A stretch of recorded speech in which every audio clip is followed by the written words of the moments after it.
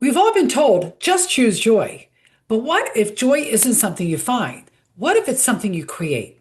Hey, I see you, the midlife woman navigating change, feeling stuck and wondering when it's finally your time to feel fully alive again. I'm Jodi Silverman, life coach, speaker, host of Dare On with Jodi, and your personal hype woman for this next bold chapter. Today, I'm joined by the electric, high vibe force that is Sandy Joy Weston, a woman who's made it her life's mission to spread joy no matter the circumstance.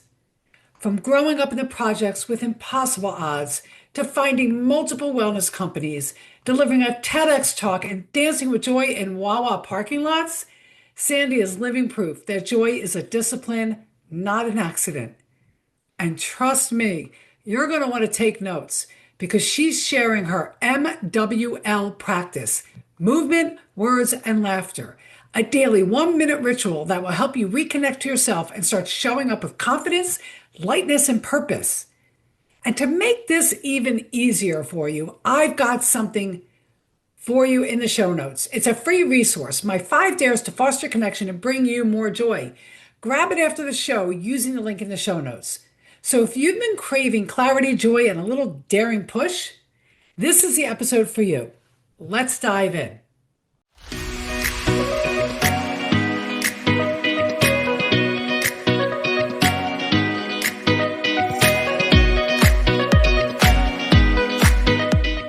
Sandy Joy Weston, welcome to the show.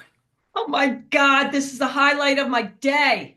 Oh, Yay. mine too. I was looking forward to this. So, because as we're recording this, it's late in the afternoon, and this is a perfect way to wrap up a day, hanging out with Sandy Joy Weston. So, with that being said, I know who you are and how awesome you are. Share with the listeners who is Sandy Joy, where do you live, and a little bit about yourself. Okay, so Sandy Joy Weston. It's so funny. Somebody said, don't talk to yourself in the third person. I'm like, okay, I'll try to stay here and now, but you don't care. You can talk to yourself any way you want. Hi, Sandy. I always, by the way, Judy, I always pump myself up and go, come on, you could do it, Weston. No, Yeah. who am I? Well, first of all, I live in Berwyn, Pennsylvania, and I love it, the suburbs of Philly. Yep.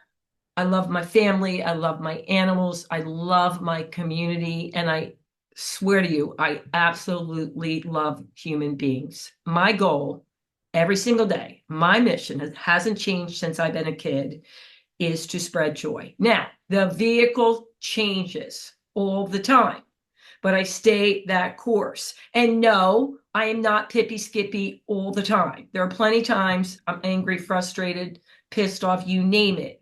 But I acknowledge it, I set it free, and I'm quicker to shift back into joy. And And then I love that you said that because it's a practice. Because people, I'm listening to you talk, and it's like hearing myself talk on a podcast.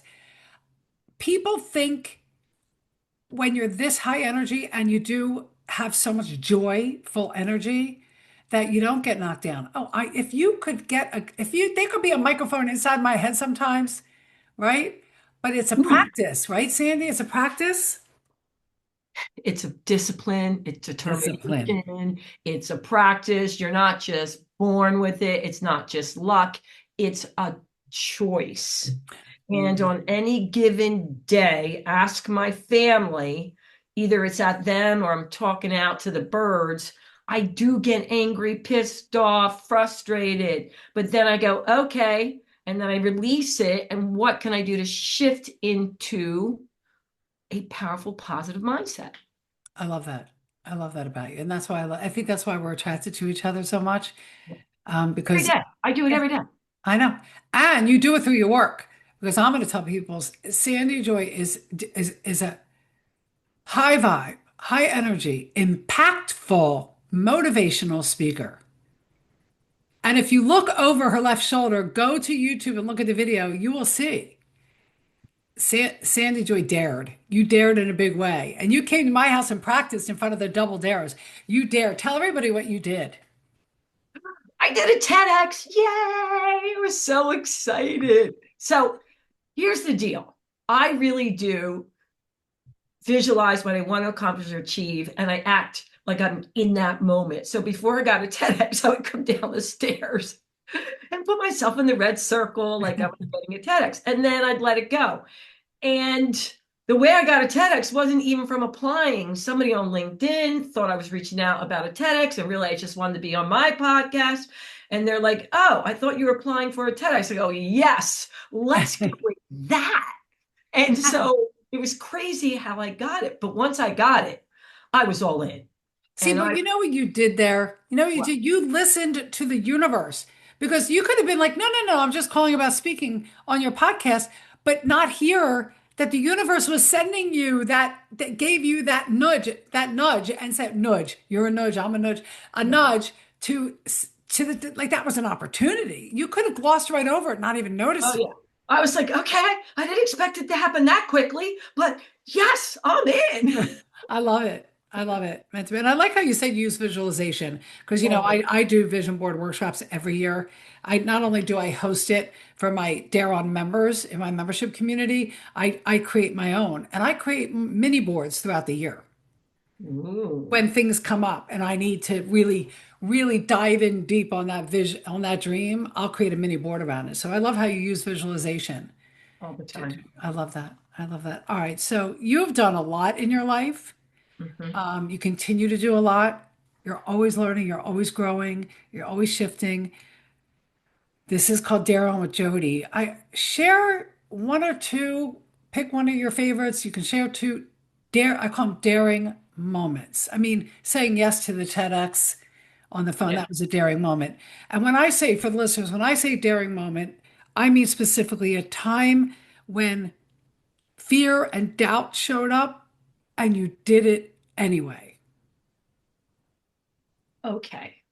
I think I want to, there's so many, but I want to tell one that if you don't mind, I'm going to be doing in one of my new keynotes I'm doing. Yeah, go for it. All right. So, and we'll make it more relaxed, of course. So envision this growing up in the projects and having a mother that spent most of her life in mental institutions. People were like, be happy to graduate high school, right? Cool. But I figured out a way to get a dance scholarship to Montclair State College, which was 20 minutes outside New York City. Wow. I Okay. mean, freaking incredible, right? I get there and I know, I mean, this is my dream. I'm going to be a Broadway dancer. I wasn't that good. Okay. I mean, I thought I had it going on, Jodi, I'm but I sure you did. in my little town of Pittsburgh, but I wasn't that good. These girls would come out from the Big Apple, and I'd be practicing 12-hour days, leaving a clean college life, pretty much. And they'd be partying all night, and the choreographers say at 5, 6, 7, 8, boom, they flick their cigarettes and they'd kick my butt. And so after 3 years of that, for personal reasons, I had to take off college. Now, this is the part. All my friends were against it. They were like, don't take off, stay in school. What are you going to do? I That's mean, fear. yeah, That's fear. you're That's going to their fear. lose your scholarship. But I knew that this wasn't the right course for me. And I lost my best friend at the time and her family because they thought I was throwing my life away. I mean, they were done. And I had no backup plan. I couldn't go home. So during that year, I just held on to my vision, my mission to spread joy. And I found other friends that were willing to let me stay there. And I waitressed and pumped gas. And I thought, you know what? Something is going to present itself that's right for me. I'm not sticking out in there that I know is not right for me. And I'm going to just have to trust myself. And it wasn't so bad waitressing and pumping gas. Vehicle had changed, but I was spreading joy. And the more joy I spread, the more money I made. I mean, the tips were off the charts, Mhm. waitressing and pumping gas. Yeah. So I thought, okay, honest living. But again, I knew there was something more. And after almost a year, I found Westchester University, and the dance department was tucked inside the health and phys ed department, which was mind blowing to me. So I was performing, but learning about how the mind body worked, and it was incredible. And from there, during an internship, I slid into teaching aerobic dance classes at a big health club in Bella Cynwyd. Now, keep in mind, I'm a dance major. I'm happy to be teaching dance for a living, spread joy. But during one of the classes, one of the members says to me, I want you to train me in my home. I'm like, oh, that sounds very boring. I'll pay you double. Okay, yes. And that turned into my first company, Specialty Fit, where I sent myself and 15 other trainers into homes.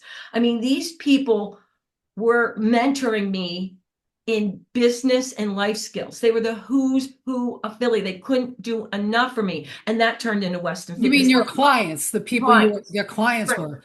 Yeah. Wow. Okay. And so here I am. Yeah, sorry about that. I was training these people and charging a lot of money, and my clients were just opening up doors like crazy for me. And also mentoring, like Yeah. mentoring, like Right. Yeah. everything. And that turned in to 3 health clubs, wellness centers, NBC 10 fitness experts, speaking all over the world, working with the flyers. Now, why I told you that is because nobody could see my vision. Nobody could see that this wasn't right for me, and I knew there was something else, but I dared to take a risk on me. And of course, it looked like I was throwing my life away because I did lose my scholarships. I lost everything. I had to work 3 jobs and go to Westchester, but it was worth every minute. You know what, Sandy? Yeah, that story, and that's the first time I've heard that story. I've heard many of your stories. That's a powerful story. There's so much in there. So many people get caught up in their own fear for us. It's their fear. Yes. It's like, well, if say, what are you going to do if you don't get that degree? And like you said, you have a scholarship. Like, how can you walk away from that? I do have a question, and so that's usually somebody else's fear. If you tell somebody a dream, share a dream with somebody, and you ask them their thoughts, and they share, well, I don't understand how you can walk away from that.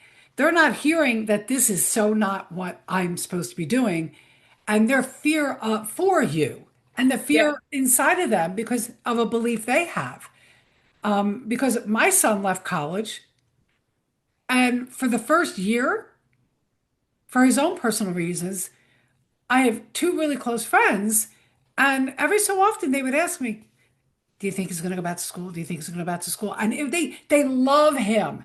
And I realized after I about the get third time, that question was more about their fear of what's he going to do absolutely. without a degree. So yay for you. Very daring, very daring. And it sounds like, you've always had this ability, even from a very young age, to really understand what you're feeling inside of you, hear that inner voice. And I'm not saying you don't do it scared. I mean, I'm sure there was fear and doubt Oh, that crept in.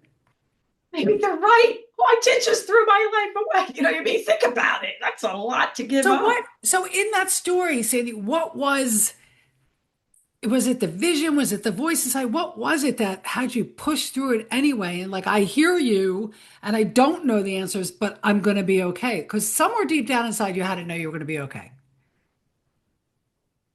So I guess I can say this. Since I was a little kid, I've felt the universe always had my back. There was something in me that felt something bigger than me.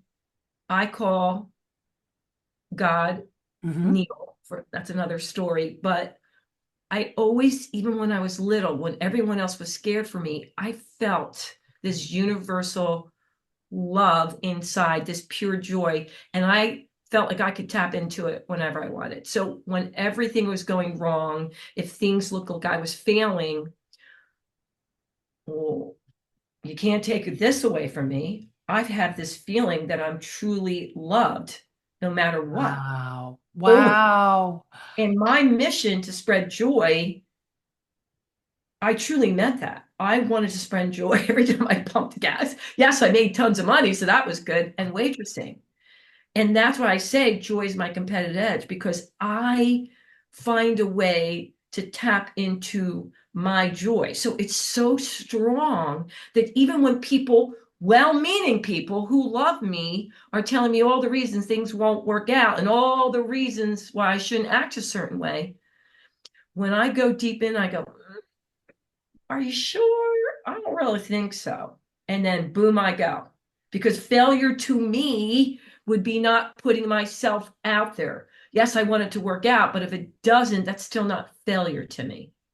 Yeah, no, I love that. And I love it. You know what you just said? You said, look, I say we sprinkle in the show a bit of woo because I have a deep spiritual side to me, a deep belief in call it God, call it the universe, call it spirit guides, angels, call it Whatever. Buddha, call whatever it is for you personally.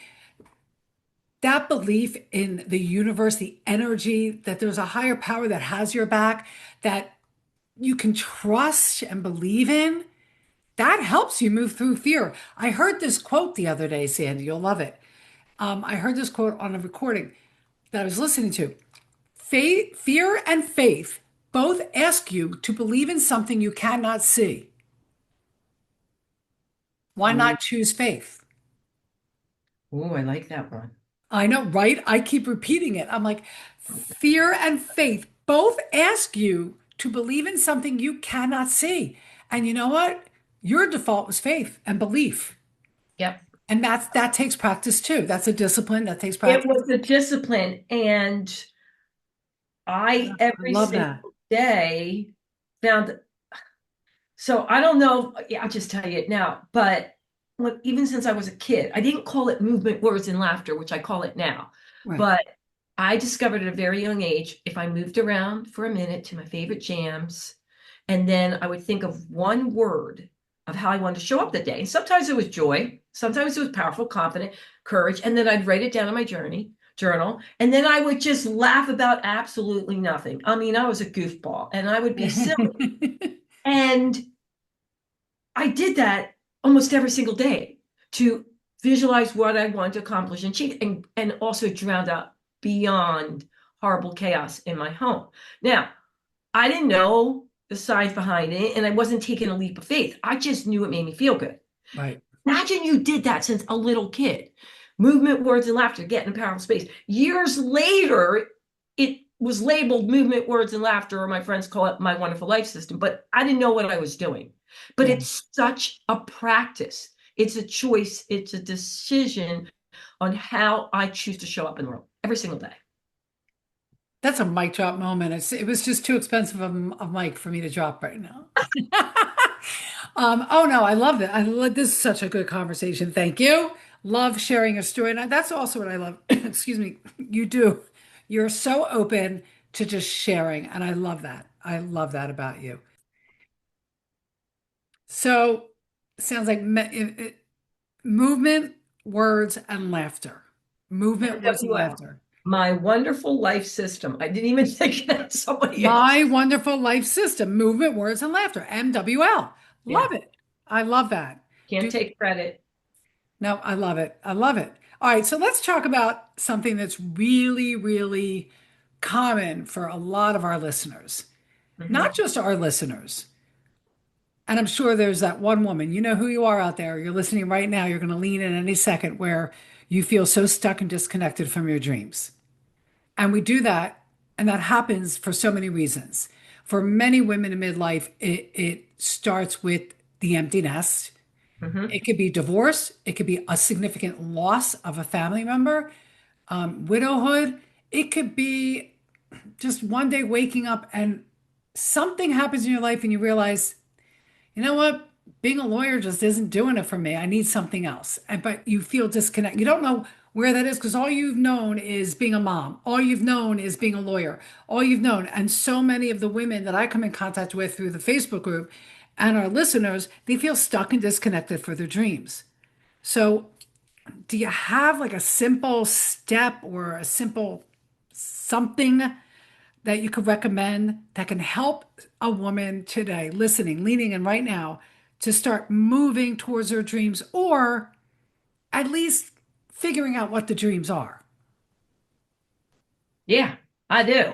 Okay. First of all, this is coming to mind. Don't make a big, hairy deal out of it. Don't over like shoot like, oh, I need another big dream. Okay. So whatever you were doing, whether you were a mom and now the kids are gone, or you're a lawyer and you go, yeah, I really hate this crap. It doesn't matter. This is part of your journey. And this is where you are now. I would just breathe. And I know it's hard. Tune out the rest of the world and whatever you think or think they're not doing on social. It's hard, Yeah. but find little ways to listen to what you want. I had a client that really, after she was like, yeah, I want to be a motivational speaker, I want to write the books. And finally, it took her 6 months. You know what she said to me? I'm exhausted. No, I just want to retire and golf. There you Well, go. whose life are you living? Do not live it for anyone else. So that's number one. Just pause. I call it scribble scrabble, brain Yes. drain. Maybe just write down, hey, little thing that I can do today that would put a smile on my face. I'm a big component in, maybe you just want to get up every day and feel ease and flow. Or maybe it is joy. And your way of doing that is different than me. So my suggestion of what I did can even help them. When you get up in the morning, even just moving around, you don't have to dance outside on your front porch like I do, but even moving for a minute to clear your head. And then just think of today how you want to show up. Like if you're down in the dumps, you don't say, I'm going to show up powerful. You might just want to say, calm, ease, and flow. Write it down and then reflect upon it. Am I feeling calm? If not, throughout the day, what could I do to get back there? Find things to laugh about, but take the pressure off yourself. And I think you should do what I recommend to so many people. Just go out there, and if you don't know what it is, try things. You can't get it Yes. wrong. Do things you're not good at. Like if you're not a good dancer, so what? You might end up liking it. Yep. Take that pressure. There's no like, oh, I got to discover this. Oh, everybody I know is starting a new business at 50. No. First of all, they're not. And you don't have to. No, We don't have no. to do. I love what you're saying. That's what, when you said just go out and try something new, that's daring. That's what daring is about. And you don't have to be good at it. The whole idea is to do things you go, I don't Okay. like that. I No, don't really want a book. I tried. I tried. I'm 59 in my mid 40s. I tried tap dancing. Did you I like it? No, it was, I just, I mean, I wish I could have loved it, but I really didn't. And I'm like, you know what? I don't want to do this. But I tried it. I had fun trying it. And I had fun when I walked away from it. So I love that. And when you say scribble scrabble, you said this to me before. Just write down things that come to mind. Don't Anything. think about it. Don't We're overthink. looking at Don't it. rush. Yeah, And you love know that. what? I'm going to give one more little thing. If you're still like, I don't know what I'm going to do, go do something big or small for somebody else, an Oh, individual yes. in your community. Go bring peace, love, or joy to another human while you're on this new journey and take the pressure off yourself. Here's the thing, Jodi, the more you align with your peace, love, and joy that's innately, I believe, we're born with, the more the answers will reveal itself. So just do anything that brings you peace, love, or joy. I love that. I love peace, love, and joy. And you said it though, the simplest way to bring meaning and purpose into your life is to do something for somebody else. Go make somebody smile at Wawa. You should see me. I go Oh, in me too. and I just have a ball at all the little stores, especially during COVID. I know. I God, know. me. But anyhow, Yeah, no, I have 5 dares to foster connection and boost your mood. And number one is smile. You can't help but smile back if somebody smiles at you. and dance in line, you're going to make somebody crack up, even if they're I know laughing that. at you. I got to go out in public with you. We have to go out and spend a day together. Well, I don't know. We would have like a joy implosion. All right, peace, love, and joy. Scribble, scrabble, do for yourself. All right, now before we get to the actual dare, because you're going Mhm. to leave them with the dare. Yep. I always ask, and I think you've already said it, but I ask the questions so you can really, so that the listener who might have missed it can hone in on it. Living your best life is a phrase that's used and sometimes overused and can sound really daunting. Like, go live your best life. Mm. And you can be like, what the hell does that mean? Yeah. So I ask Mike, what does living your best life mean? How do you define living your best life?